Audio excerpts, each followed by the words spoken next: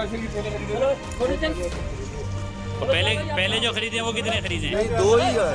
नहीं सर, जी, अभी दो थैले इसमें राशन के अभी खरीदे हैं, जिसको रंगे हाथों पुलिस में गिरफ्तार। आपने राशन के थैले खरीदे हैं? उन्होंने बोला हम लोग उन्होंने जो बोला 50 कितने के पैसे खरीदे आपने? ये कितने 810 रुपए तो का। खरीदे हैं ना राशन के ना?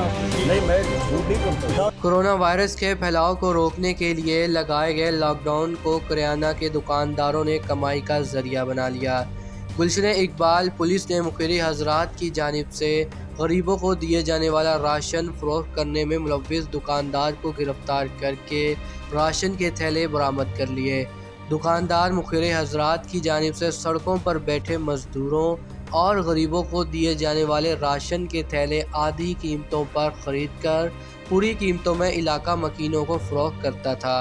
पुलिस ने बताया कि मुलजिम लॉकडाउन के इब्तिदा से ही गरीबों और मजदूरों से राशन के थैलों की खरीदो फरोख्त में मुलव्विस है। पुलिस के मुताबिक मुलजिम नीपा चुरंगी और डिस्को बेकरी अतराफ की सड़कों पर बैठने वाले मजदूरों और गरीबों से 1600 रुपये का सामान 800 और 1000 रुपये का सामान 500 रुपये में ख़रीद कर पैकिंग तब्दील करके पूरी कीमत में इलाका मकीनों को फरोख्त करता था।